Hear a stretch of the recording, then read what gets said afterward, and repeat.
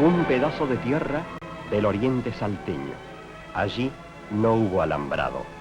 El bosque destruido, saqueado, dio paso a esta tierra yerma que hizo desaparecer a la ganadería. La actividad humana ha quedado reducida a la cría de cabras, a la carbonización de los desechos del bosque y a la búsqueda desesperada de miel de palo y de animales de piel valiosa. Hasta el primer cuarto de este siglo, allí había un bosque virgen, con 2 y hasta 3 techos de copa, alternando con inmensos pastizales que servían de alimento a un sinnúmero de animales. El sobrepastoreo y el hacha no habían impreso su sello al paisaje primitivo, tan característico por la resiedumbre de sus gigantescos moradores, a cuya vera el grácil pasto daba la nota polícroma y sutil.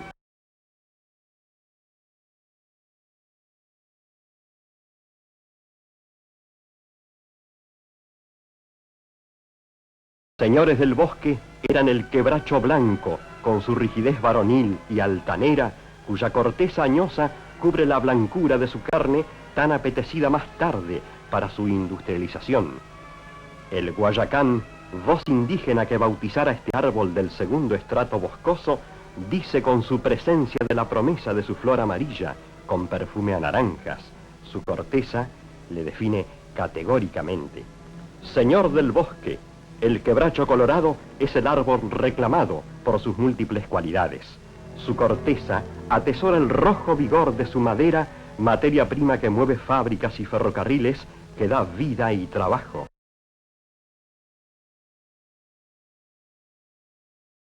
En los clareos del bosque había pastizal perenne y a la media sombra vegetaban latifoliadas forrajeras. Bosque y pastizal mantenían un delicado equilibrio que hasta la llegada del hombre blanco solo era roto por incendios provocados por rayos o por el indio.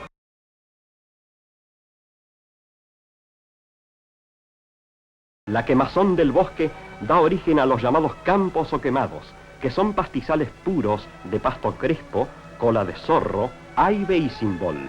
La naturaleza apela a sus grandes recursos para que lo que ella crea subsista. Pastizales que nacen donde el rayo devastador hizo impacto.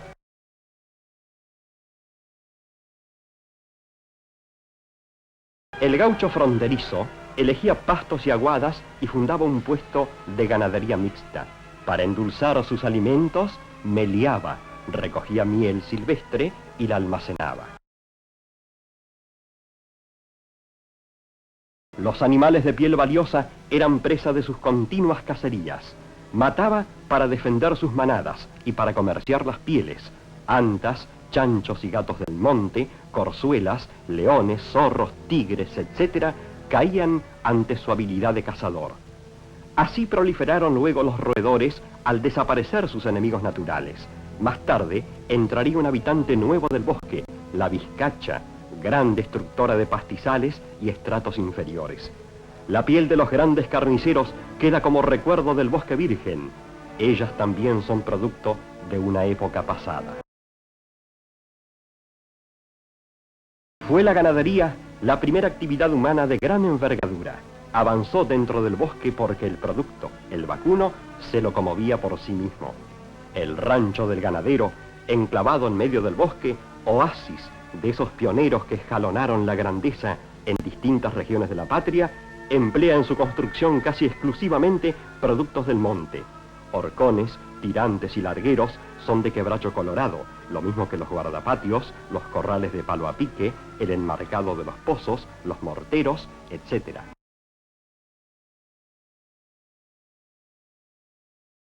Aprovechando los correderos naturales de agua, tan comunes en el bosque, el ganadero ha de construir a pico y pala grandes aguadas en forma de herradura para juntar el producto de las lluvias. Las represas en el monte presentan taludes realizados con la misma tierra extraída de las excavaciones y reforzados con palos de quebracho a pique en casi todos los casos.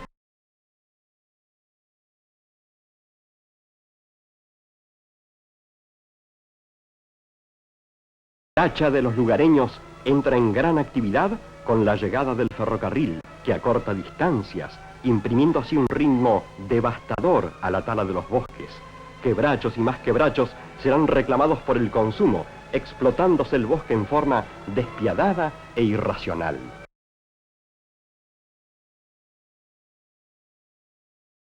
En el primer cuarto de siglo, la punta de los rieles ha invadido el quebrachal virgen avanzando impetuosa y con ella la posibilidad de la fácil exportación de los productos del bosque.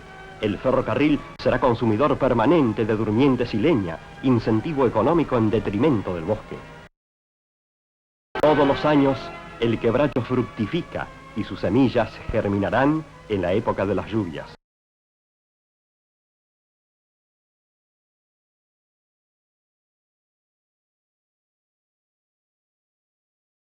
El rojo fruto, gala del bosque, buscará luego en su madurez la media sombra para que el retoño inicie su vida fuerte y sano. En los lugares donde no hay exceso de pastoreo y sí árboles porta semillas, el quebrachal se regenera normalmente. Es dable observar en los bosques de segundo crecimiento o DRH árboles semilleros y pimpollaje de distintas edades creciendo sin inconvenientes. El bosque podrá explotarse, pues, respetando los semilleros y evitando el pastoreo excesivo. Lo que destruye el quebrachal es la ganadería. El vacuno y la cabra han cambiado profundamente la composición florística y la ecología de la comunidad arbórea. Cuando un bosque ha sido talado y excesivamente pastoreado, no hay regeneración de quebracho colorado, porque el ganado lo destruyó siendo retoño, pero sí aparecen elementos invasores como la brea y el quimil. La degradación del bosque, comenzada por el vacuno, es completada por la cabra. El quebracho colorado, que definía categóricamente ese tipo de bosque, ha desaparecido. Los arbustos y árboles pequeños van muriendo paulatinamente. En cambio, una nueva comunidad de árboles que la cabra no come se va formando, el algarrobal negro.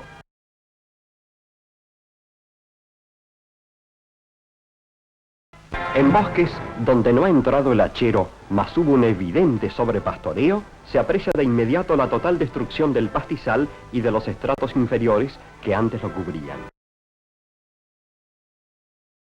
Las sendas por donde transita el vacuno están plagadas de quimiles, los que poco a poco avanzan al interior del bosque. Numerosas especies, como el quimil y la tusca, son estimuladas para germinar al pasar por el tubo digestivo del vacuno. Son invasoras modernas del bosque. Al agotarse los pastizales, la economía de cría del vacuno va siendo sustituida por una economía de pobreza y destrucción, la cría de cabras. El caprino come brotes más chicos que el vacuno y es capaz de encontrar forraje allí donde la vaca no podría sobrevivir.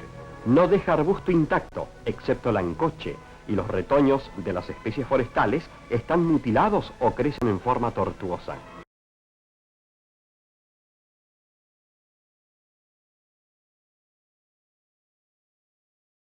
El observador sagaz puede notar que el estiaje invernal obliga a los animales al mutilamiento de los ejemplares jóvenes de quebracho colorado, los que mueren o adquieren un hábito de crecimiento arbustivo, quedando los tallos reducidos a simples muñones. El viajero encuentra por doquier en la zona ruinas donde se abandonó la cría del vacuno por la destrucción de las pasturas, transformándose en puestos de cabras donde pareciera cumplirse la aseveración de que la cabra crea pobreza y destrucción. Tal es el aspecto que presentan. La cabra, con su pequeño radio de vagabundeo, ha agotado el área pericorral. De la voracidad insaciable de la cabra, solo se salvan las plantas espinosas. Alrededor de los puestos y como obedeciendo a una norma, se forman simétricos cinturones de cactáceas que desafían al apetito de las cabras. No todo ha de ser aridez en la región. La generosidad de periódicas lluvias traerá el beneficio de agua para las represas. La mano del hombre, la tierra y el quebracho aunan esfuerzos para atesorar el imprescindible elemento. El paisaje se viste de fiesta en los alrededores de las represas. A ello contribuye la arboleda, que aprovecha la humedad ambiente. Es característica de estas aguadas dentro del bosque la aparición de árboles de especies extrañas y cuya supervivencia se debe a esa humedad no común. algarrobos acerenciados y hacia el espejo del agua un cinturón de ancoches. La vejez de un lugar degradado por el ganado se identifica fácilmente por el ancho y el número de especies del cinturón de cactáceas. Ahí están presentes los grandes ucles y quimiles, a la par del cholo, el ubillinche, el llora tigre, la tunilla, la ulúa y el quiscaloro. Los costados alambrados del ferrocarril y los cercos de ramas que construía el puestero para tener forraje invernal fueron las primeras clausuras de origen antrópico. Los alambrados que acompañan a las vías impidieron el pasaje de ganado. Esta barrera, fruto de la necesidad de preservar a los convoyes de accidentes, trajo como consecuencia la conservación intacta de la pastura primitiva. Donde pastorea la cabra, las únicas gramíneas que se conservarán han de ser las que crezcan protegidas por las espinas del chaguar, la ulúa, el quiscaloro y las ramas de plantas espinosas. Esos son los semilleros naturales de donde debió nacer la idea de las clausuras o exclusiones. Si en la naturaleza las plantas con sus espinas impiden que el ganado destruya los pastos que crecen dentro del radio protegido, permitiendo la proliferación, lógico era suponer que un impedimento artificial diese el mismo resultado.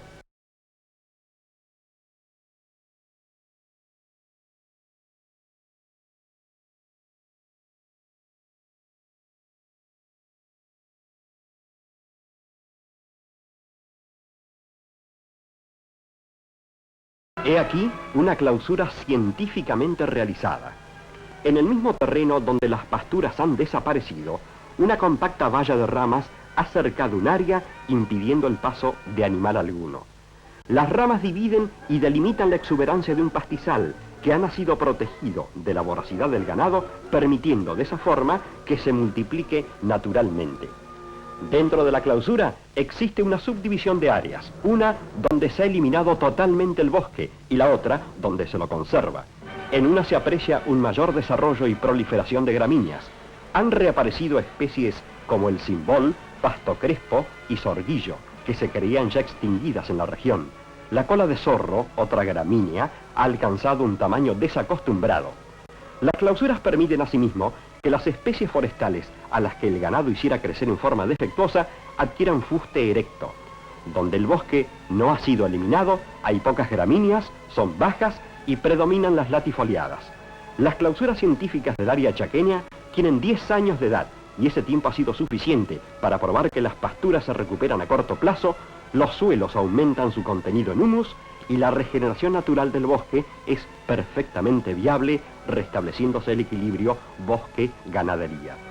Clausuras como estas nos enseñan que es el sobrepastoreo el que mata el bosque y que construyendo alambrados perimetrales y divisorios de potreros es posible atenuar el impacto de la ganadería. Las plántulas de quebracho colorado serían comidas todas si no existiera una valla para el vagabundeo de la cabra. Partiendo de la base de que el ganado de la región, el criollo fronterizo, está degenerado por falta de alimentación y orientación zootécnica, se impone elevar el nivel ganadero.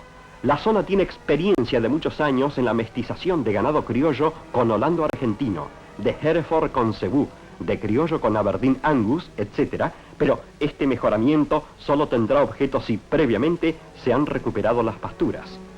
No será tarea fácil, pero el resultado ha de recompensar con creces el esfuerzo, ya que una vez establecido el equilibrio de bosque y ganadería, no se seguiría atentando contra una tierra pródiga a la que una explotación no racional está convirtiendo en un erial.